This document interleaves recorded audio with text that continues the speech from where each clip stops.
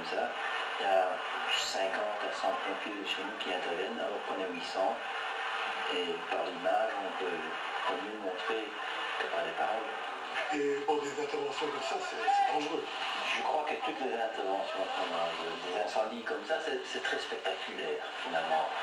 C'est à ciel ouvert, on sait où on est quelque part finalement. Pour moi, beaucoup plus dangereux, ça, que le cave où on ne voit rien, la chaleur est plus intense que la même. Et c'est pas ce qu'on va tomber, les gens stockent n'importe quoi dans les caves.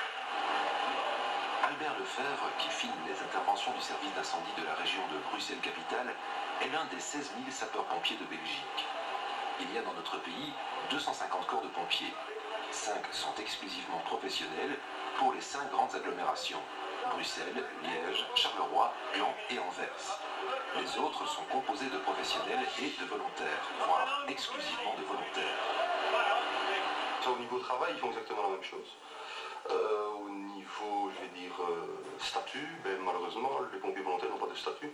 C'est d'ailleurs une raison pour laquelle on essaie de, je ne vais pas dire de se battre, mais enfin de faire en sorte qu'ils puissent enfin obtenir un statut qui les défendra au niveau juridique, mais aussi à toutes sortes de niveaux. Quoi. Pour le moment, quoi, ils sont un peu entre deux chaises, ils ont une profession et puis... Tout à fait, ils sont liés avec l'administration communale par un contrat de 5 ans. Et pour une raison quelconque, l'administration peut mettre fin à ce contrat au bout de ces 5 ans. Donc si la tête du bonhomme ne revient pas au conseil communal, eh bien c'en est fini pour lui, alors qu'il a investi de son temps dans sa formation, dans les exercices et dans tout ce qui s'ensuit. Ils ont la même formation que les autres. Exactement la même chose. Monsieur le pompier. Oui, certainement, monsieur. Il y a une grande explosion, la rue d'après aux ABT. Les pompiers de Braine-le-Comte sont tous des volontaires. Ils ont tous leurs occupations. Il n'y a qu'un seul pompier professionnel, le commandant Philippe Aumont. Outre les gardes qu'ils effectuent en fonction de leur profession et de leur temps libre, ils peuvent être appelés à tout moment pour une intervention. Pour la M3, feu de toiture aux ABT, 2 personnes bloquées en toiture. Urgence. Les volontaires, qui abandonnent tout pour une intervention, sont indemnisés à la prestation. Une indemnité qui varie d'une commune à l'autre. En moyenne, 380 francs bruts par heure d'intervention, ce qui n'est pas beaucoup.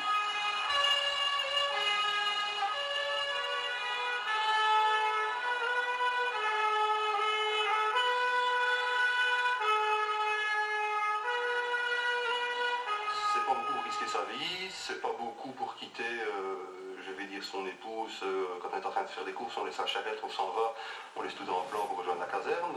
Si on est bien habillé, eh bien, c'est souvent la chemise ou le pantalon qui en subit les conséquences, et c'est toujours pour le même prix.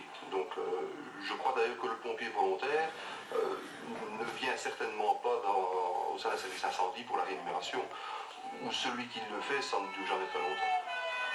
La grande majorité des pompiers en Belgique, les 2 tiers, sont des volontaires. Ils ont la même formation et le même équipement que les professionnels, ils effectuent les mêmes missions. Les incendies, bien sûr, mais aussi les services de secours d'urgence qui constituent le plus gros de leur travail, de l'ordre de 60 à 70% de leurs interventions.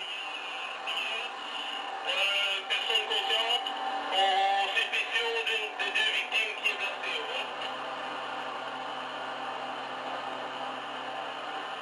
Il est difficile de recruter des pompiers volontaires. Ça a été beaucoup plus difficile dans le temps qu'il y a quelques années. Pourtant, quand on voit ce qu'on demande à l'heure actuelle à un pompier volontaire, notamment pour sa formation, l'investissement en temps, on pourrait croire qu'on va avoir plus de difficultés.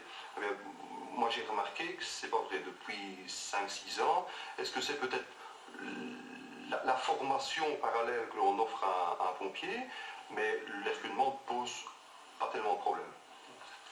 Le principal obstacle pour le recrutement des volontaires, c'est la vie professionnelle, car aucune indemnisation n'est prévue pour les heures de travail perdues en cas d'intervention. Tout dépend bien sûr de la bonne volonté de l'employeur. Et le patron est d'accord, il ne fait pas de difficulté? Non, pour ça j'ai de la chance, j'ai pas de problème. Ça a déjà arrivé que bon, la nuit on a un incendie assez important et que bon, il continue dans la journée et que j'y vais, je reste à l'incendie, il n'y a pas de problème. Est-ce que c'est un plus d'avoir un ouvrier qui est pompier en même temps? On n'a pas trop. Je crois que oui. Je crois que oui, parce que ça donne quand même un certain sentiment de sécurité dans l'entreprise. On a eu déjà, pas un gros incendie, mais un petit incendie, et bon, il est intervenu, on l'a aidé, et puis ça s'est bien passé. Sinon, ça aurait pu tourner éventuellement à la catastrophe.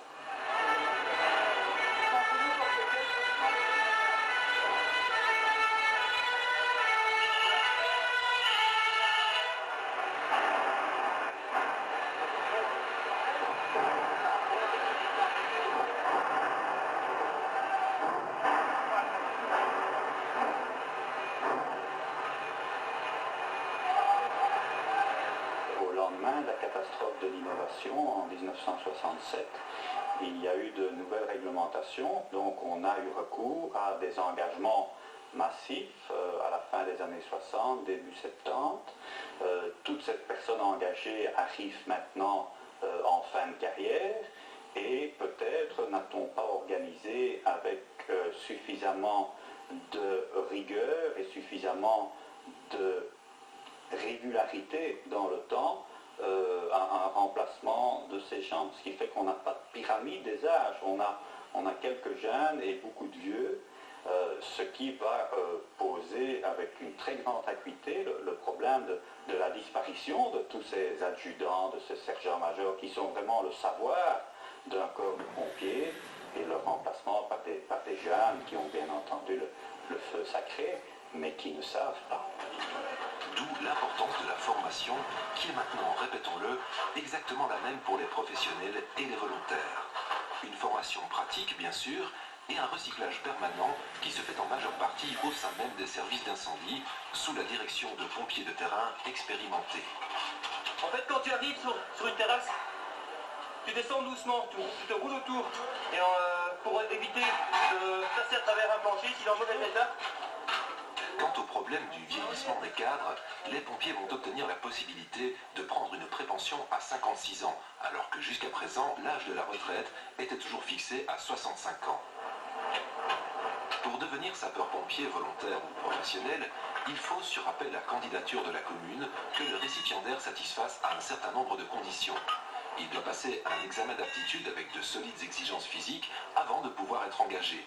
Et ce n'est qu'après qu'il commence sa formation et peut passer des brevets pour monter en grade jusqu'à devenir officier.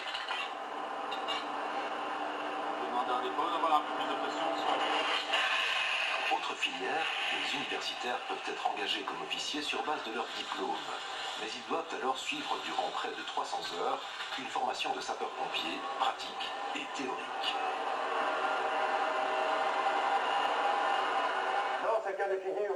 Depuis 2 ans, la formation se fait au niveau provincial. Chaque province organise des cours pour les différents brevets de sapeurs-pompiers. Chaque brevet, un pour chaque grade, répond à des exigences et à un nombre d'heures de cours imposées par le ministère de l'Intérieur. Cela varie de 90 heures pour un sapeur stagiaire jusqu'à 170 heures pour un sous-lieutenant.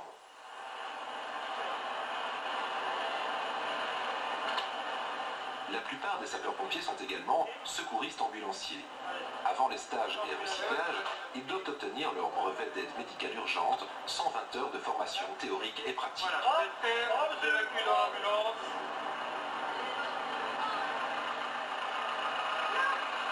C'est très peu d'heures, mais ça correspond assez bien à la demande du terrain. Elle est ciblée sur de l'aide médicale urgente, sur vraiment les premiers soins, les gestes de base de la réanimation, la stabilisation d'un patient, apprendre à le stabiliser, à le ramasser convenablement avec les outils dont on dispose dans une ambulance standard et l'amener vers l'hôpital. Nous allons voir maintenant en pratique ce que nous avons étudié au cours dans 90% des cas. La première chose que nous devrons faire sur un crash, c'est de créer une voie d'accès immédiate à la victime pour l'équipe médicale. On attaque l'infirmière. Les accidents de la circulation constituent maintenant la plus grande partie du travail des services d'incendie. D'où l'importance de la polyvalence des pompiers secouristes qui doivent pouvoir dégager des victimes sans dommage.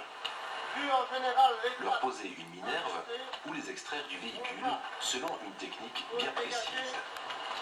Touchez.